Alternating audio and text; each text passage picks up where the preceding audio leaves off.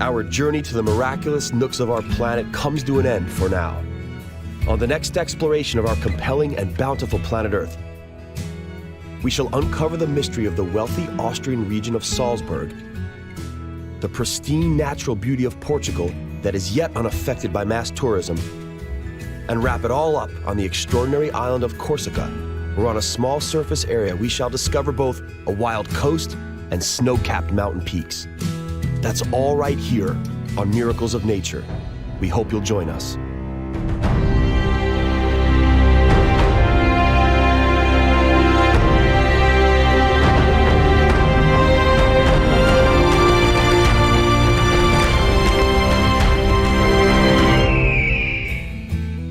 On our planet, there seems to be an infinite number of beautiful places one can visit, with an equal number of spectacular things to admire. It requires nothing more than a curiosity to observe what is all around you. The miracle of nature manifests in countless ways, from breathtaking vistas to the simple movements of a common heifer. The purpose of this program is to present you with the extraordinary diversity of our miraculous blue planet so that you can discover these things for yourself. Today, we will visit 3 remarkable nooks of Europe in search of miracles of nature. To begin with, we will venture into Austria's Salzburg region, an area that's famous for its Alps and towering mountains, but also because it's the birthplace of Wolfgang Amadeus Mozart. After that, we will move over to the southwestern outpost of the old continent, to Portugal's Algarve region. To conclude, we will admire Corsica, the French island of beauty.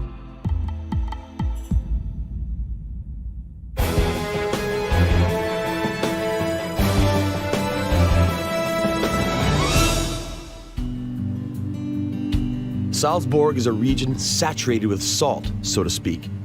It is an area filled with many myths and tales. A gate to other worlds, where fairies dance in the deep forests and dwarves mine for treasure beneath the mountains.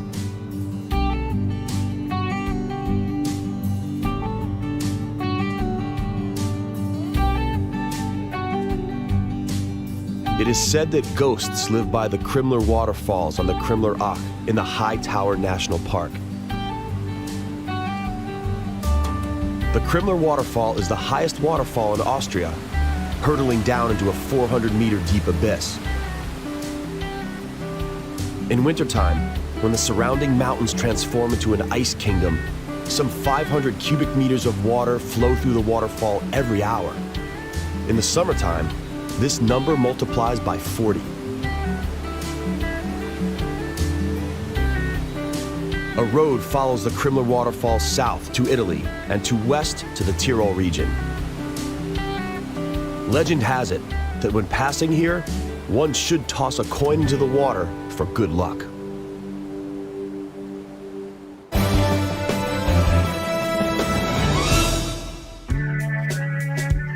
Andreas Kammerlander, a very distinctive woodcarver who specializes in carvings of forest spirits, lives in the village of Wald im Pinzgau, not far from the waterfalls.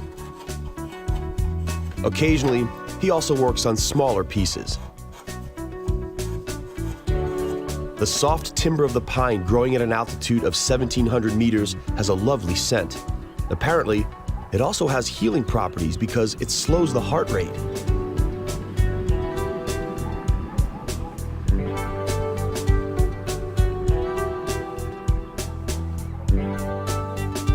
Andreas also has another passion: mining. Copper, precious stones, salt, and other minerals have been quarried in the area from the time of the Celts.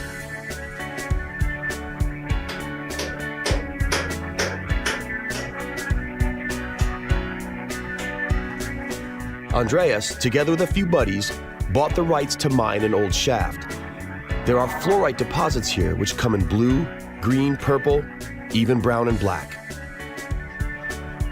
A little further on, in the Habachtal Valley, they specialize in mountain crystal. There were no crystal deposits on their land, so they had it brought in by helicopter.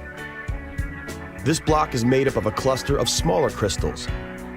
The largest that was ever extracted here weighed 120 kilos. In Habachtal, there is also Europe's only emerald deposit. The largest emerald ever found here weighed 42 kilos and forms a part of the British crown jewels. The emerald mines lie at an altitude of 2,200 meters. The deep green precious stones are hand-peeled out of a belt gneiss. Mr. Steiner learned to find emeralds from his parents. The seeker must possess, above all, an excellent intuition, as well as a thorough knowledge of local nature. Mr. Steiner not only finds the emeralds, he also polishes them and designs jewelry.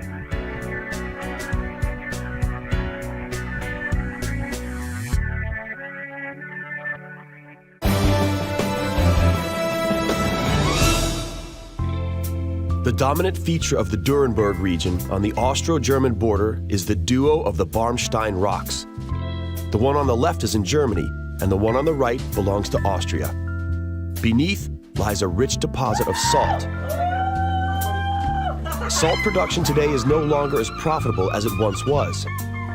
Even so, it still gets busy on occasion because the salt mine in the town of Hallein has been converted into a museum.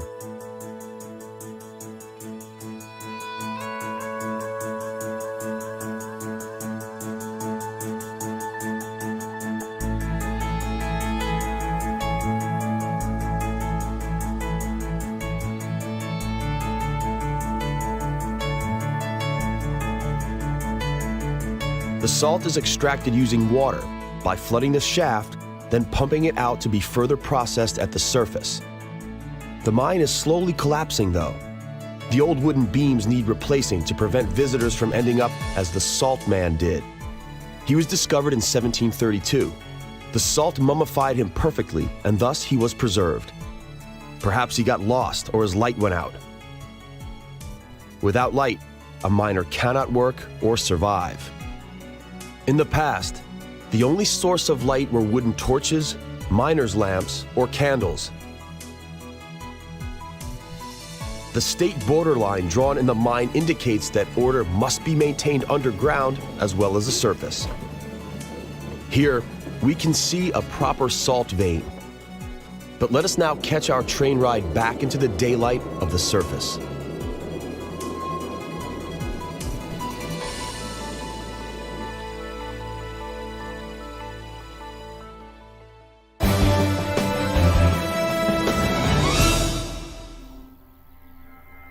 The Untersberg mountain range in Salzburg is heavily entwined with local tales and fables. Water from the Grasselhole source is said to have healing properties. In the past, archbishops from Salzburg were known to have this water brought to them. In any case, the source still supplies Salzburg with drinking water.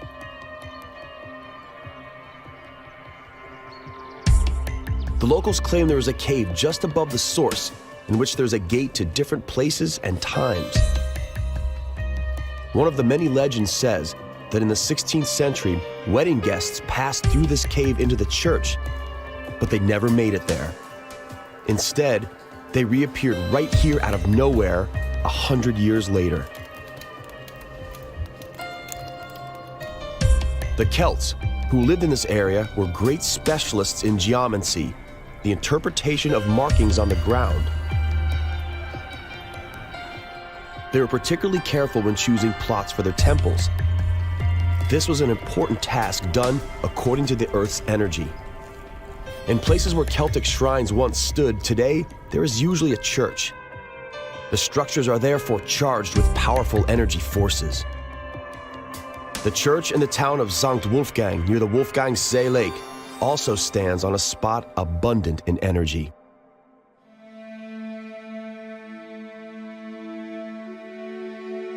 Salzburg is Austria's fourth largest city. It lies on the river Salzach, not far from the boundary with Germany. Salzburg became wealthy because of salt. Local archbishops who were in charge of the mining invested generously in the city's development, and thanks to it, Salzburg bloomed into unprecedented beauty.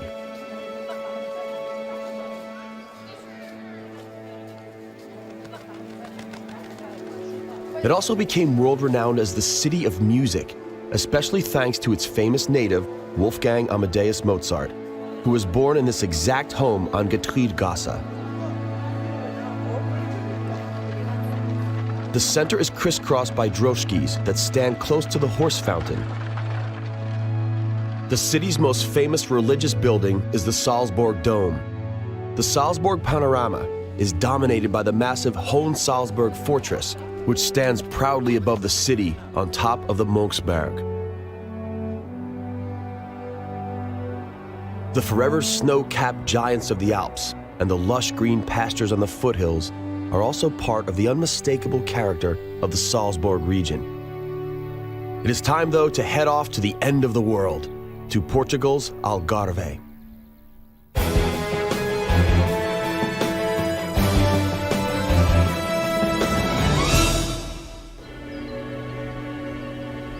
The southernmost part of Portugal, the province of Algarve, has forever attracted the attention of foreigners as well as locals.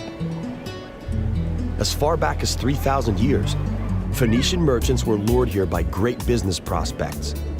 The Phoenicians were then replaced by Carthaginians, Romans, Visigoths, and Arabs. Its position on the southeastern outpost of Europe made it a place of great strategic importance. The castle in the town of Silves is a typical example of Moorish influence, even though its foundations were laid by the Romans in the 4th century. Silves was the capital of Algarve in the times of Moorish rule. It was, above all, a symbol of resistance against the Reconquista. In other words, the religious as well as ethnic hatred of the Christian inhabitants of the Pyrenean Peninsula toward Arabs. It was rid of barbarian rule by King Don Sancho I in 1198 after a very long siege. Sancho's victory, however, was not absolute. The Catholic commanders fought the Moors over Algarve for the next 50 years. When you take a good look around in the town of Tavira, you will realize that a strong Arab imprint was left behind. The roofs are one example. It was an Arab invention that survived the Reconquista. It's a system which, through its four-sided construction and slightly bent profile, ensures better circulation and therefore cooler air.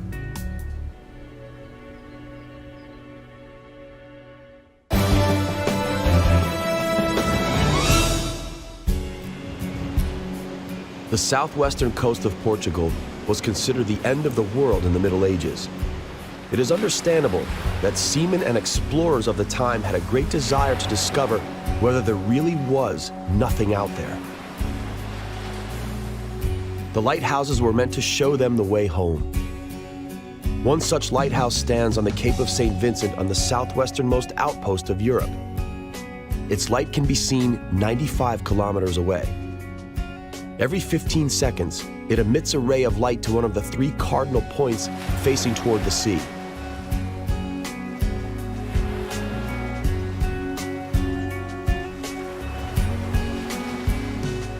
The waves of the Atlantic relentlessly wash over the coastal rocks, creating bizarre formations that have forever teased the imagination of the locals.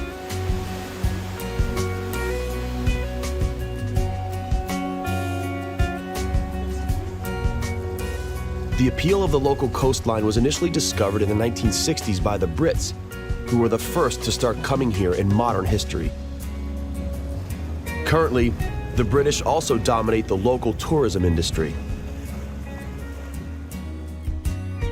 The rugged coastline that once helped the Portuguese to protect their territory is ironically now the biggest draw for most of the foreigners. Algarve offers 270 kilometers of Atlantic coastline, offering countless lovely hidden coves.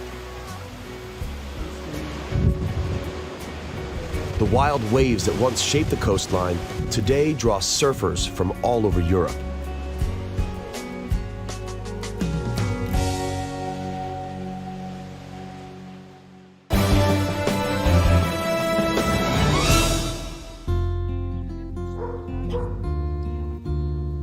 cão d'água português. In other words, the Portuguese water dog. It is a special fisherman's breed emerging in the 15th century. In the past, this dog was a proficient helper capable of pulling various objects from the water, and it's been known to save many a fisherman's life. It's long been used in hunting, but families with the smallest of children often use this friendly, hardworking, and very intelligent dog for a companion. The eastern coast of Algarve has an entirely different character as well as an entirely different technique for acquiring seafood. The perfect time for collecting the conchilla mussels comes at low tide. Many end up on the dinner tables of local homes and restaurants, but the smallest and therefore the youngest mussels are always returned to the sea and allowed to grow to a proper size.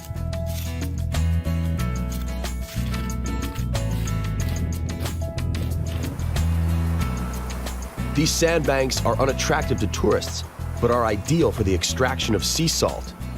In Algarve, salt is being extracted from June through September. There is hardly any rain during this period, and the temperatures hover around 30 degrees Celsius.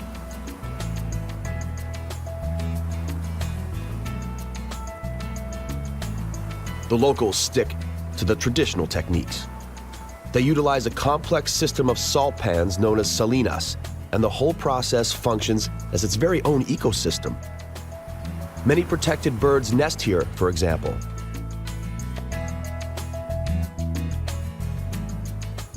Of course, salt is also extracted industrially, but such salt is of a considerably lower quality. The decisive factor in the quality of salt is the time allowed for the salt to crystallize. Mr. Manuel da Bento collects the so-called fleur de sel, salt flowers. This is the highest quality of salt in the world, and it comes in the form of fresh crystals that literally blossom on the water's surface.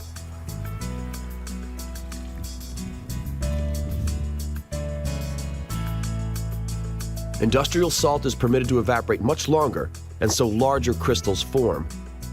The fleur de sel contains a lot of minerals that are beneficial to our health, such as iodine, magnesium, and potassium.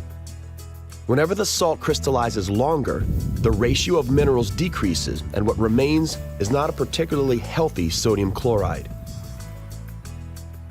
Another special trait of the fleur de sel is its pinkish hue. Special microorganisms containing beta-carotene are present in the water, and this accounts for that specific coloring.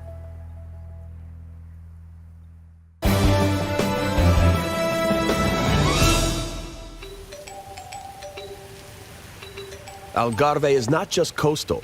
When heading north, one soon reaches a totally different landscape characterized by rolling highlands.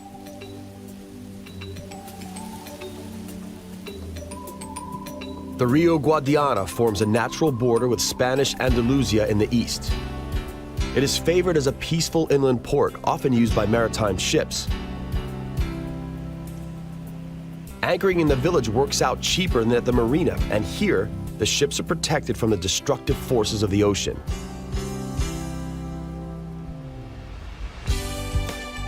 The Serra do Caldeirão and Monchique mountain ranges separate Algarve from the neighboring Alentejo. Because its peak reaches 1,000 meters above sea level, the mountain range is the main cause of the sunny seaside climate. The clouds chased from continental Europe are stopped by the jutting peaks, and so the bad weather seldom makes it to the southern coast. Looking at the mountain range, one must think that Mother Nature was not particularly fair. While the seaside port of Algarve is guaranteed good weather because of the mountain range, the mountains themselves come across as a sad wasteland. Only cork oaks and pines thrive here. The locals live off collecting the cork oak bark and pastoral farming. A herd of goats is seen here grazing on the peak of the Foia mountain, Algarve's highest point.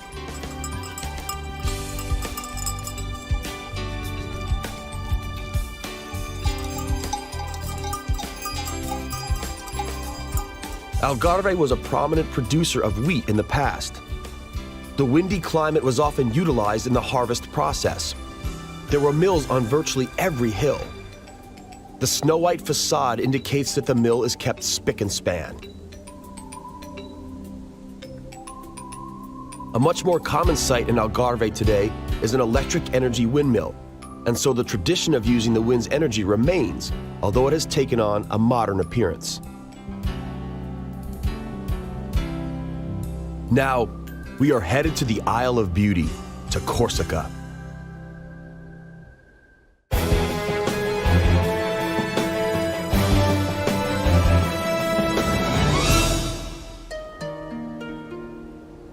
These peaks are to be seen on one of the strangest of the Mediterranean islands.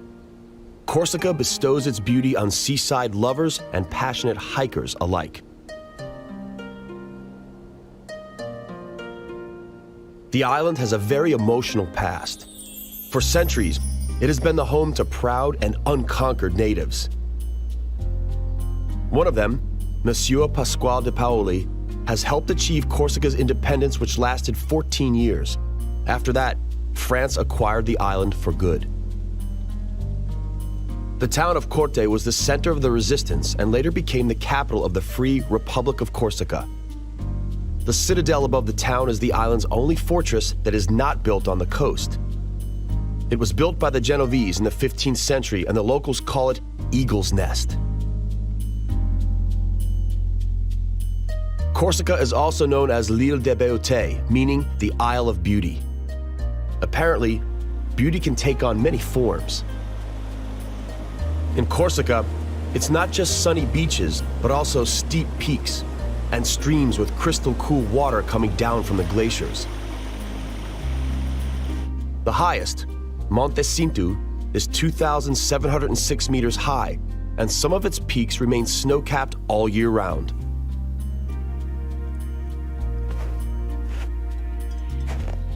Despite the often harsh climate, the conditions favor farming. The cultivation of citrus fruits, olives, and wine is restricted to the lowland areas on the coast, while the higher areas are used for livestock farming. Corsica is the poorest European region belonging to France. Whenever a wealthier Frenchman darts to one of the local picturesque stone villages, he may believe that he has entered a folk museum. Judging by the visitor numbers, though, it's apparent that this charm amid virgin nature really draws tourists. The Nostrale pig is bred especially for the renowned prosciutto ham and the figatello sausage. The piglets are fed extra wheat middlings and hulled grains in their first year, and the older specimens are left to roam freely. During this time of the year, they feed almost exclusively on chestnuts and acorns.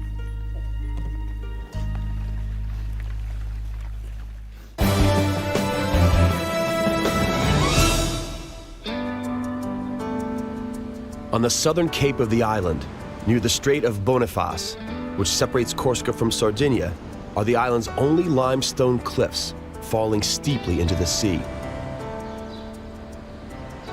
Here, the picturesque Bonifacio settlement was established. In the early times of Christianity, it was known as Calcosalto, which stands for Chalk Haven.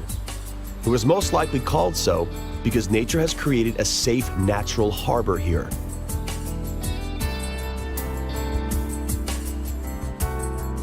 Because the island is lined with steep cliffs, this land was almost undefeatable from the sea.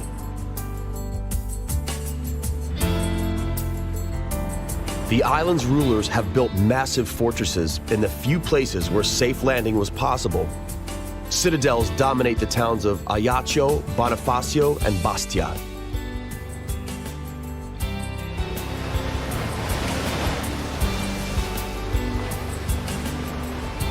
Today, the coast is guarded only by flags boasting a Moor's head, the symbol of Corsica.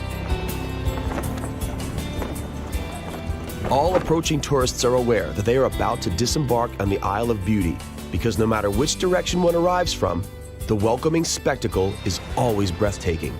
The hidden beaches attract hordes of tourists in the summertime, because no one can resist the harsh charm of the Isle of Beauty.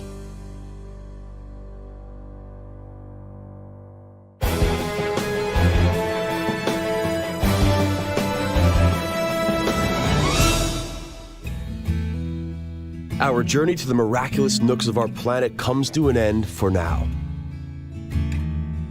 On the next exploration of our compelling and bountiful planet Earth, we will visit two islands, Mauritius and the Seychelles. On Mauritius, we will find out that although many rare animals are long extinct, there is still plenty to explore. The Seychelles are the home to giant tortoises and uncommon plants. Possibly the scarcest animal species in the world, though, live in southern Kivu. The mountain gorillas are a very rare and extremely endangered species. That's all right here on Miracles of Nature.